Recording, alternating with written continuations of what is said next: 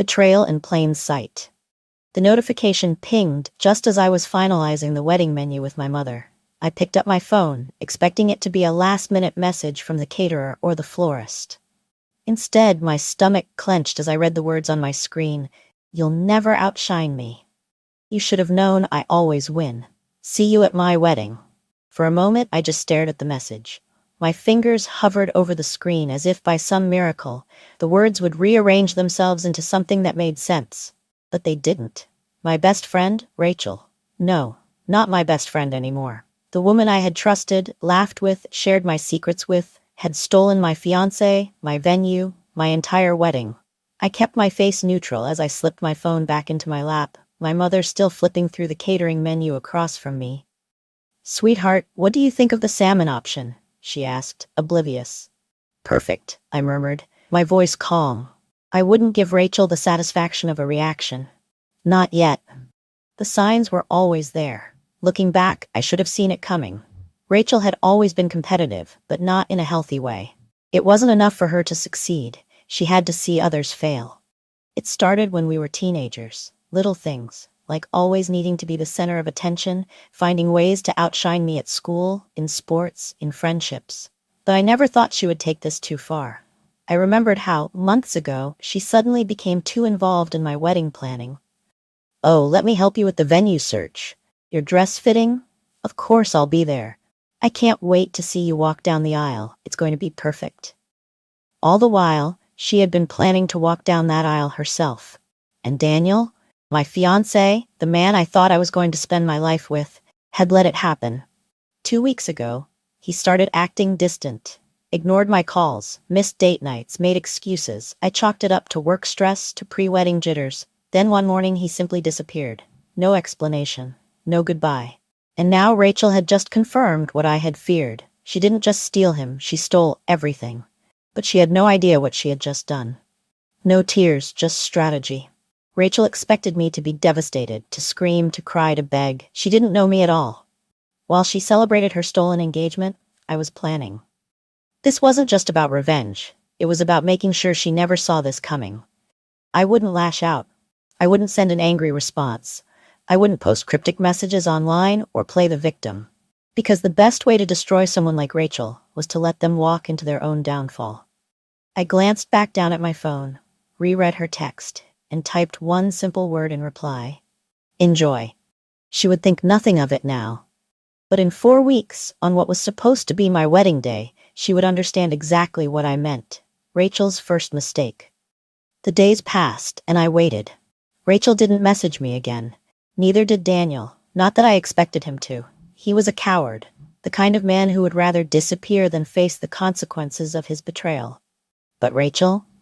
Oh, she wanted me to suffer. She needed me to be miserable, which is why, when a gold-embossed envelope arrived in the mail, I wasn't surprised. I ran my fingers over the elegant calligraphy, Rachel and Daniel, before opening it. You are cordially invited to the wedding of Rachel Montgomery and Daniel Clark at the Willow Estate on the 14th of June. My venue, my wedding date. She had the audacity to invite me. My lips curled into a smile. Perfect. Rachel had no idea she had just given me my way in. The setup she never saw coming. Rachel made one crucial mistake in her rush to steal my wedding. She never changed the guest list. The Willow Estate required final confirmations from the bride 3 weeks before the wedding. And since Rachel took everything last minute, she had simply taken over my existing reservation, meaning she never submitted a new guest list. Which meant the people invited to her wedding weren't her people. They were mine. My childhood friends, my extended family, my coworkers, even Daniel's parents who adored me. The only person actually on Rachel's side was Rachel. In a few weeks, she would stand at the altar and realize she had surrounded herself with people who never wanted her there. And the best part? She had invited me to witness it. I picked up my phone and RSVP'd. Wouldn't miss it. Can't wait to see everyone there. Because nothing ruins a bride's big day quite like realizing her audience is silently rooting for someone else. Rachel thought she had won. She had no idea she was walking straight into her own disaster. And I would be there, front row, to watch it all happen. Rachel had no idea. She had no idea that she was about to be humiliated at her own wedding. No idea that she was sending out invitations to a room full of people who were loyal to me, not her. And the best part? She had no idea that Daniel wasn't as committed to this marriage as she thought. She had spent months stealing my life, my fiancé, my wedding date, my venue, believing that she had won. She thought that just because she took what I built, she could make it her own. But she forgot one thing. You can't steal something that was never meant for you. And in 4 weeks, she was about to learn that the hard way. The first cracks appear. 3 weeks before the wedding, I got a text from Hannah, a mutual friend who had been one of my original bridesmaids. "Hannah, have you seen Rachel's latest post?" I sighed, not in the mood for whatever self-absorbed update Rachel had decided to share with the world. Still, curiosity got the best of me. I opened the app and scrolled to her profile. There she was, posing in a stunning wedding dress. My dress. The one I had picked out months ago.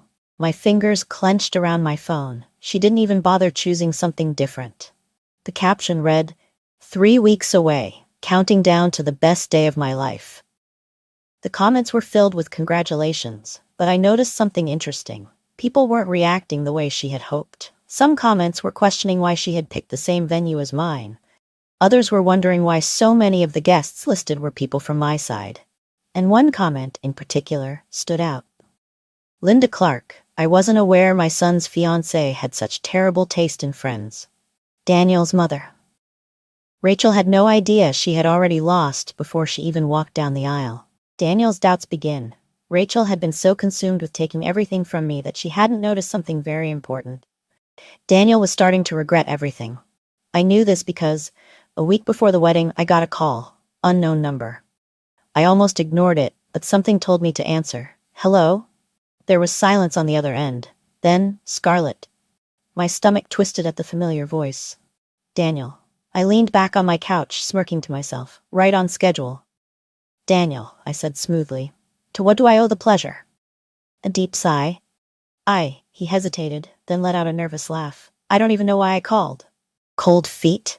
I asked, my voice dripping with amusement. A long pause. "I think I made a mistake." Bingo. I didn't need to say anything. He kept talking. "She's been acting different," he exhaled. "Controlling, obsessed with the wedding. It's like she's more excited about proving something than actually marrying me." "Oh, Daniel.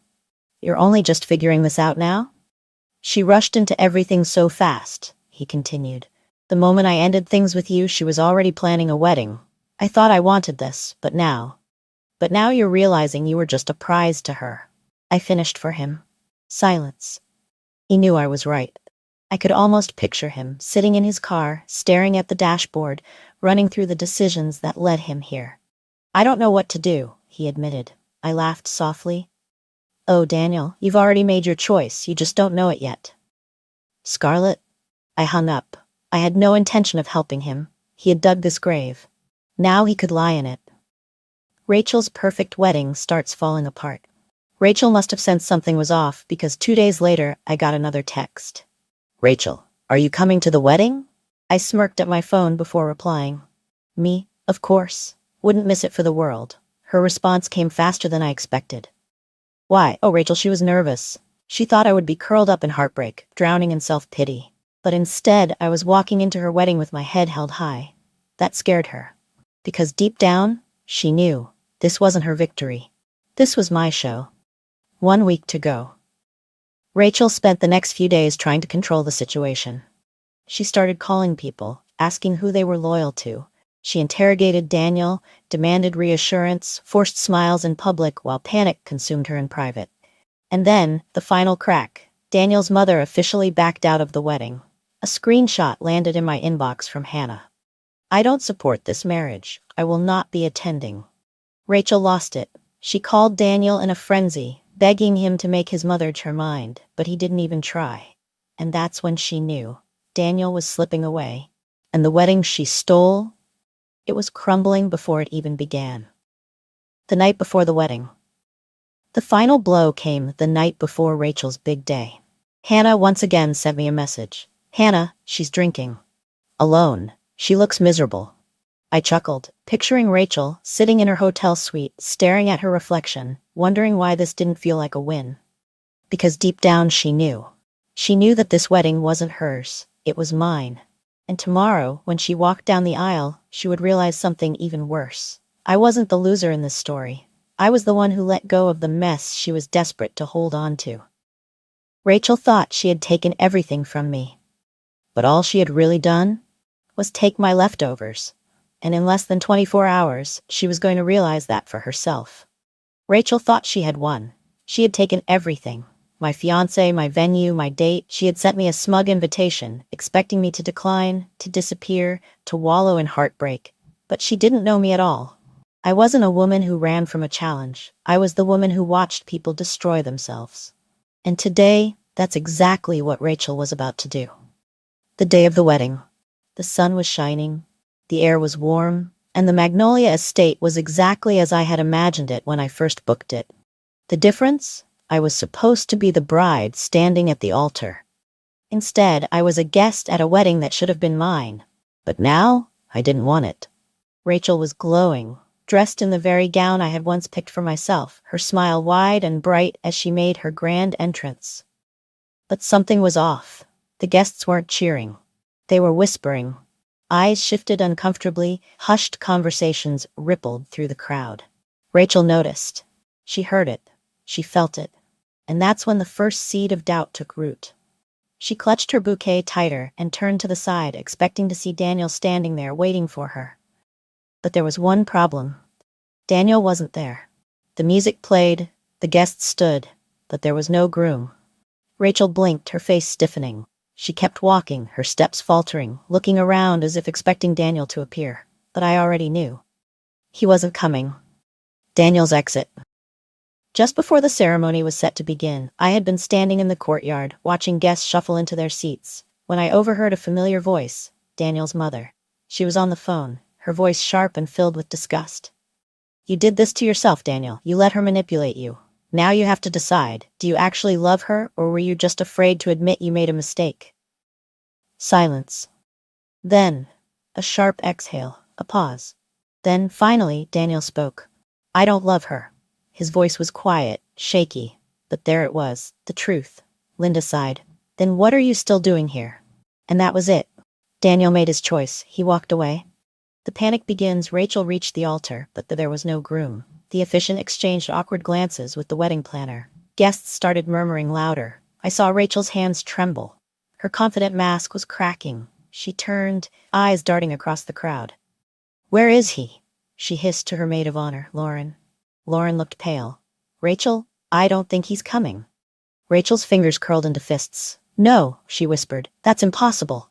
Then, as if the universe wanted to confirm her worst fears, a text popped up on her phone. From Daniel. Rachel read it, her face drained of color. Her lips trembled. Then she screamed. Daniel's goodbye.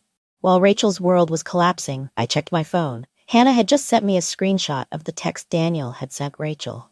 "Daniel, I can't do this. I'm sorry. I was never supposed to be here. I was supposed to be with her." Her, meaning me. I let out a breath, a mix of amusement and disbelief.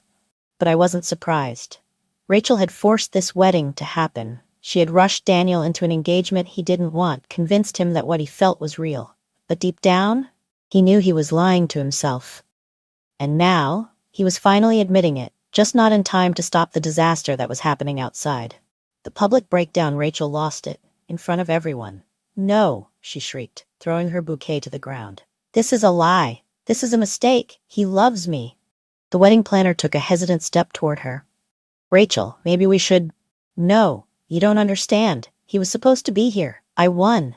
She spun around, her hair a mess, her dress wrinkled from the way she had clutched it in frustration.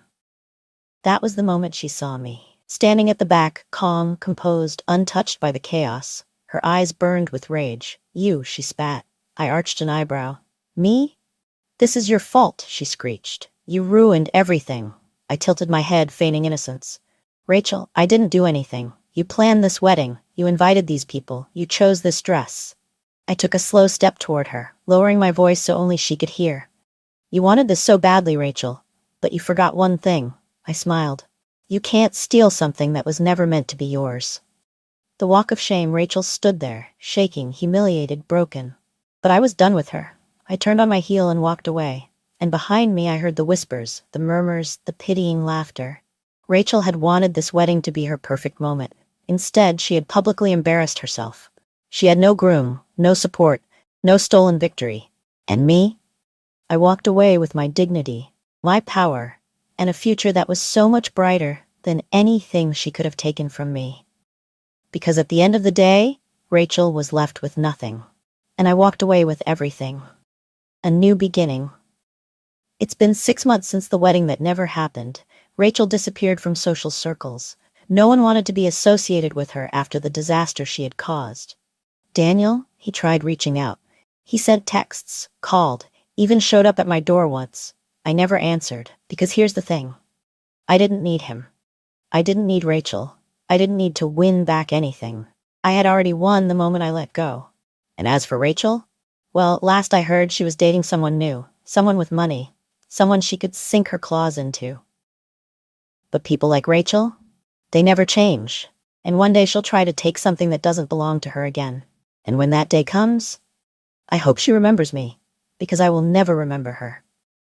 Rachel's wedding day had ended in complete disaster. No groom, no celebration, just humiliation, whispers, and pity. She had spent so much time stealing my wedding, my plans, my life, only to be left with nothing. And as I walked away from the Magnolia estate that day, I knew her real punishment hadn't even started yet. Because Rachel didn't just lose Daniel, she lost everything. The aftermath begins.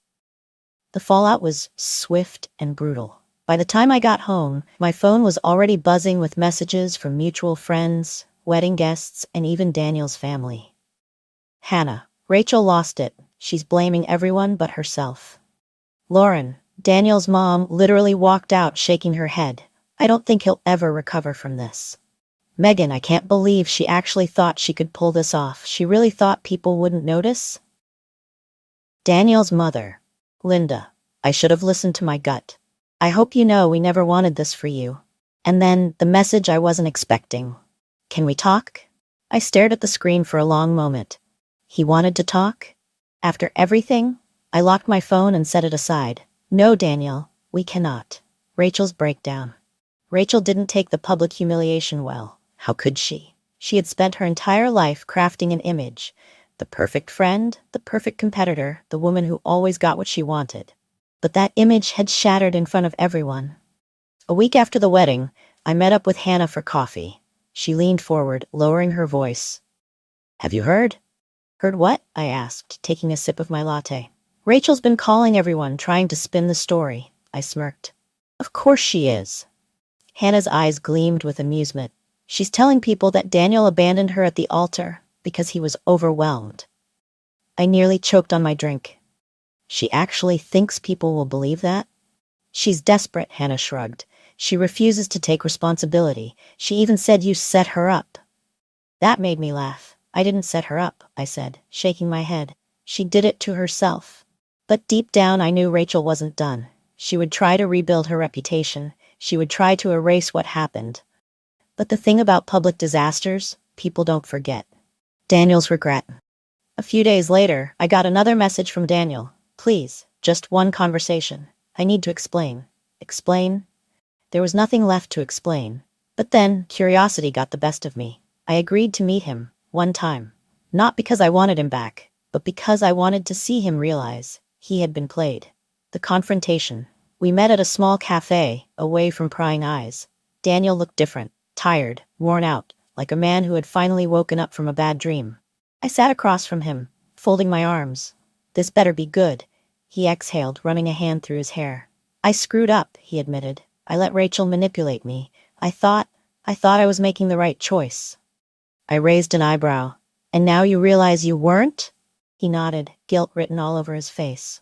She wanted to be you, he muttered. She wanted everything you had. I just didn't see it until it was too late. I tilted my head. Too late for what? His throat tightened. For us. I almost laughed. Daniel, I said, my voice calm. There is no us. You made your choice. You chose Rachel. You chose her over me. I was stupid, he murmured. Yes, you were, I agreed. And now, you get to live with that. He reached across the table, but I pulled my hand away before he could touch me. I don't hate you, Daniel, I said, but I don't forgive you either, because you never fought for me. You just let it happen. His shoulders slumped. You won't even consider. No. I cut him off. You don't deserve a second chance. And with that, I stood up and walked away. Let him sit in his regret, because he needed to learn that some mistakes can't be undone. Rachel's last attempt, I thought that would be the end of it. But Rachel, she wasn't done. 2 weeks after the wedding disaster, I got an unexpected text. Rachel, we need to talk. I stared at the message in disbelief. This woman had stolen my fiancé, my venue, my wedding. And now she wanted to talk? I didn't reply. An hour later, another text. I know you're bitter, but we were best friends once. Doesn't that mean anything? I rolled my eyes. She wasn't apologizing. She was trying to salvage her reputation. I still didn't answer. Then, the final text. You think you won, don't you? You think this makes you better than me? I smirked and finally responded. Rachel, I didn't have to win. You lost all on your own. Blocked. Goodbye forever. A fresh start. A year later, everything had changed. Rachel had disappeared from our social circles. No one wanted to be associated with the woman who humiliated herself in front of everyone. Daniel moved away, probably trying to escape the embarrassment of being played so easily. And me? I had moved on, found a new career, traveled, lived my life. No heartbreak, no regrets, just freedom. Because in the end, Rachel's biggest punishment wasn't losing Daniel. It was realizing that after everything she did, I never looked back. And that was the greatest revenge of all. Rachel had thought she won. She had stolen my fiancé, my wedding, my plans, everything I had built over months of careful preparation. But when the dust settled, she was left with nothing but humiliation and regret. And I walked away, completely untouched by the destruction she had brought upon herself. But her downfall, that was just beginning. Rachel's desperate attempts. In the weeks following her public wedding disaster, Rachel tried everything to salvage her reputation. She changed her social media profiles. She posted old pictures of her and Daniel, acting like everything was fine. She told anyone who would listen that Daniel had panicked at the altar and that it wasn't her fault, but people weren't buying it. Whispers followed her everywhere. Did you hear how she stole the wedding? Her whole plan blew up in her face. Honestly, she deserved it. It wasn't just friends, it was everyone. The wedding industry is smaller than you think, and words spread fast. Venues, florists, photographers, vendors who once admired her taste now avoided her name. Rachel Carter was no longer seen as a bride. She was a cautionary tale. Daniel's life falls apart. While Rachel was drowning in social humiliation, Daniel wasn't doing much better. He had gone from an engaged man with a bright future to someone who had been played by his own fiancée. After the wedding disaster, he moved out of town, trying to escape the humiliation. But the thing about small social circles, you can't outrun your mistakes. Everywhere he went, people knew. They had heard the story, they had seen the photos, the viral videos, the whispers online. He wasn't just Daniel, he was the groom who got played. At first, he reached out to me. I know I messed up. I should have listened to you. Please, I just want to explain. Can we meet? Each message went unread, because I had nothing left to say. He made his choice the moment he let Rachel manipulate him, and now, he had to live with it. Rachel's final gamble. Rachel had one last hope. Her job. She still had a career, a place where she could regain some control. She poured herself into work, pretending that nothing had happened. But then, something unexpected happened. One of our mutual friends, Megan, called me one afternoon. You are not going to believe what Rachel just did, she said. I smirked. What now? She applied for a job at my company, Megan whispered. I raised an eyebrow. And guess who the hiring manager is? My lips curled into a slow smile. You? Damn right, Megan laughed. And guess what she wrote in her cover letter? I leaned in. She literally tried to act like the wedding disaster never happened, Megan continued. She called herself a natural leader with strong decision-making skills. I laughed. Rachel, the woman who publicly embarrassed herself at her own wedding, was now calling herself a leader? Oh, this was too good. So, are you hiring her? I teased. Megan snorted. Hell no. 2 days later, Rachel got the rejection email. No explanation, no reasoning. Just one line. We've chosen to move forward with another candidate. Rachel had always assumed she was untouchable. She thought she could steal, manipulate, and get away with it. But now she was realizing the truth. Actions have consequences. Rachel finally snaps. When Rachel lost her job opportunity, she did the only thing she had left to do. She came looking for me. It was late one evening when my doorbell rang. I wasn't expecting anyone. I checked the peephole, and there she was, Rachel. Her hair was a mess. Her makeup was smudged. Her expensive designer dress looked cheap under the dim porch light. She looked exhausted, broken, desperate. I considered ignoring her. But then curiosity got the best of me. I opened the door. "What do you want, Rachel?" I asked, leaning against the frame. She let out a sharp breath. "We need to talk." I crossed my arms. "I think we're way past that." Her jaw clenched. "I know you're enjoying this." I tilted my head. "Enjoying what?" Her eyes burned with frustration. "Watching me lose. Watching my life fall apart." I shrugged. "I didn't do anything, Rachel. You did this to yourself." She swallowed hard, her hands trembling. "Look, I messed up, okay?" She muttered. "I thought I wanted." She stopped herself, shaking her head. I waited. She exhaled. "I thought I wanted what you had, but I didn't realize that. I didn't actually want Daniel. I just wanted to win." For the first time, she looked like she meant it. She looked like she knew she lost. But I wasn't here to comfort her. I wasn't here to be her second chance. "You wanted to win?" I repeated. "Well, congratulations, Rachel. You won." Her brows furrowed in confusion. I stepped closer, lowering my voice. "You won the man, the venue, the wedding, the attention." I paused, letting it sink in. "And now, you won the consequences." Her face paled. I smiled. "Enjoy it." Then I closed the door for the last time, moving forward without her. That night I slept like a baby, because I knew, without a doubt, that Rachel was finally experiencing what she had tried to do to me. She had tried to destroy my life. Instead, she destroyed hers. As for me, I moved on. I didn't need revenge. I didn't need to ruin her. Because the best revenge is not needing one at all. And as Rachel faded into irrelevance, I thrived. Because while she was still chasing something she could never have, I was already living my best life. And that was the ultimate victory. Rachel was gone. Not physically. No, she was still around, lurking in the shadows, trying to find a way to claw her way back into the world she had burned to the ground. But socially, she was a ghost. The people who once admired her had distanced themselves. The friends who used to praise her confidence now whispered about her downfall. The woman who had taken so much from me was now nothing. And me? I had never felt lighter. Rachel tries to rebuild. Rachel wasn't the type to just disappear without a fight. Even after losing Daniel, her wedding, her reputation, and her job prospects, she still tried to fix things. She started dating again, trying to land someone with more money, more power, more prestige. But the problem? Her name was tainted. Men in our social circle had heard the story. They knew how she schemed and manipulated. Nobody wanted to be her next mistake. She even reached out to old friends, the ones she had abandoned when she got too wrapped up in her competition with me. She tried the whole "I've changed" act. She posted inspirational quotes about growth and second chances. She even started a blog about overcoming personal setbacks. But people weren't stupid. They saw through her. They knew she wasn't sorry for what she did. She was sorry she got caught. Daniel's attempt at redemption. As much as Rachel's downfall amused me, there was one thing that surprised me. Daniel. Months after his public humiliation, he reached out again. "I know I don't deserve a response, but I just need to say this. I was wrong about everything. Not just about Rachel. About us. About how I treated you. I was an idiot. I stared at the messages for a long time. The old me might have felt something, might have wanted to hear him out. But the new me? I didn't need closure from him. I didn't need his realization or regret. I had already closed that chapter. So I did the most powerful thing I could do. I left him on read. Because some people don't deserve a response. Building a life without them.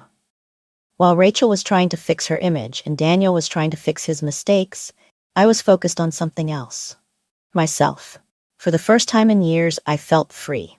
I didn't have to compete. I didn't have to prove anything. I was just happy. I took time to travel, visit new places, meet new people. I threw myself into my career, finally pursuing the passions I had put on hold for that relationship. And most importantly, I started dating again. Not to replace Daniel, not to prove anything, just for me. And it was refreshing to be with someone who saw me, not as a trophy, not as competition, but as a person. And that's when I realized I never lost anything when Rachel took Daniel, because he was never mine to begin with. Rachel finally breaks. The last time I heard from Rachel was 6 months later. By then, she had exhausted every option. Her social life was in shambles. She had tried and failed to rebuild her reputation. She had even moved to a new city, hoping to start fresh. But people talk, and her name followed her. Then one night, I got a message. Rachel, I don't know why I'm even texting you, but I guess I just need to say this. I was wrong. About everything.